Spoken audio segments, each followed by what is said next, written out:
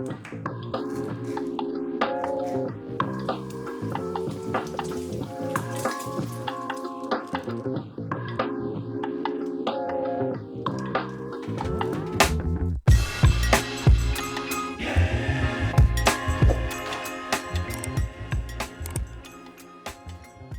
what are we cooking today? It's a Christmas wreath you can use. That sounds complicated. No, it's easy. Just get some broccoli, frozen or fresh, a bell pepper, preferably red for Christmas, 2 crescent rolls, any kind is fine, cream cheese, we got chive-and-onion, but you can use any, egg, and bacon. Some bacon. And red pepper we like, from Costco, of course. So first, preheat that oven to 375, 190C. And then get started with that bacon. We used 4 bacon, but you actually only use 2 in this recipe, and 2 are for the chefs along the way to snack on. Yeah, especially when you're reluctantly cooking, you get hungry on the way, so you need some snacks, right? So I like it this way. It's like halfway between super crisp and still some moisture, and then you can snack on 2, and the other 2 you're gonna finally just cut up, so it looks like something like that. And very thin is important. And then if you're going to cut this bell pepper, don't do it like me because I don't know how to cut. That's why this channel is called Reluctantly Cooking. I basically, need some Band-Aids every time I cut. But, just follow along. This is sped up like 100. Just cut it super thin here again. Like the bacon, you want to make it small as possible. Cube it or slice it, however you call it, very thin. You will see in a second why.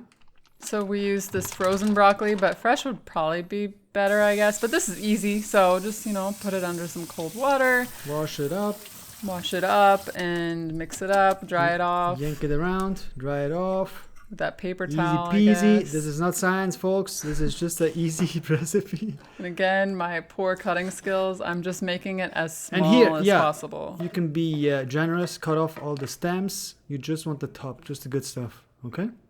And now, you're going to take off if you can, the edge of the crescent roll. I had to ask for help in the next cut.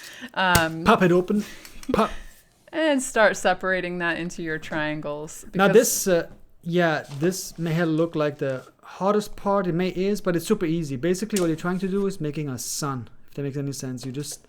A sun or flower. Flower. Get a partner with you so it's more fun. It's like an art class. You're just making some fun shapes. And you need both crescent rolls for that. A little bit overlap, like you see.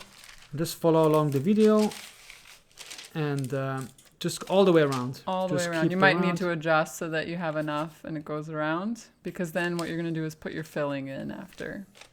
Just like that. Some small pieces are on top of each other, if you see on the top. Just like that. Perfect. Doesn't have to be perfect. Yeah. Then again, we had this cream cheese. We got chive-and-onion, but whatever is your favorite flavor will work. So this one was pretty good. Spread it on across all of them. Again, get somebody to help you so it doesn't feel like that much of a chore. Take a piece of that bacon if you're getting tired. So easy, just spread it all around. We even had some leftover. We didn't use it all, as you could... Yeah, you don't have to use it all. So we had those 2 pieces of bacon. If you really want more bacon, feel free to add even more than we did. You'll see how much it kind of goes around. We thought it's a good ratio. Yeah, the ratio was pretty good between veggies and bacon. You can obviously use more if you want more next time. Just, it's not science. You can do whatever you want, basically. Just then we're adding in some colors, some green here to make our wreath nice and bushy with the leaves, right? And then unfortunately, we didn't have that red bell pepper. So we had some orange for our wreath here.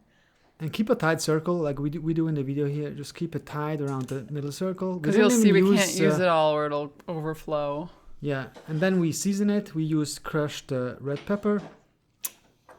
It's not too spicy. We recommend this one. We use this one in almost everything we cook. Some pepper. And some salt. That's basically it. You don't need much more because the cream cheese itself has already enough flavor. That's ready to go. And now you're gonna... Art class again. Start wrapping it. Start wrapping it. You're gonna wrap it around and tuck it in. Same way you tuck yourself in your bed when you go to sleep. You just... Or when you bring your food into bed. Blanket goes over. Tuck it in and all the way around. And now it's starting to look like a wreath. So it doesn't matter if some of the food, it's not perfect. It's just going to kind of tuck it all in so that it's there. Boom, that's it. Now get your egg, get your professional egg opening skills, and Get that fork, start whisking it, mix it up nice. whisk that egg. If you have a little brush, you can use that to basically spread it over the wreath so it looks a little more shiny and gets a little more crispy in the end. Again, you don't have to use that whole egg, I think. Just so that you kind of cover it up all the way around. We didn't use the whole egg, yeah. And now just odd class. And if you have poppy seeds, I think you can add those, or sesame seeds, something like that. Yeah, if you want that, if you have top. that, we didn't have that at home, but you can have sesame seeds now or pop seeds, whatever seeds you want on top. And that's basically it. The egg is the last part of it. Put it in that oven for 25 minutes or so. 25 minutes or so. You will see maybe the oven is too strong. Midway through, if it gets too brown and you're only like 15 minutes in, you can just cover it with some foil. On the edges only, because you want the center to still cook. Like this, and put it back in for another 5-10 minutes, whatever. And then after 25 minutes or so, it should look approximately like this. That was pretty good. Can you make it again for me? I want to eat it. It's so easy. It looks so difficult, but it's so easy to make. There you go. Look at that. Can't believe we made that. Can't believe we made that. Look at that.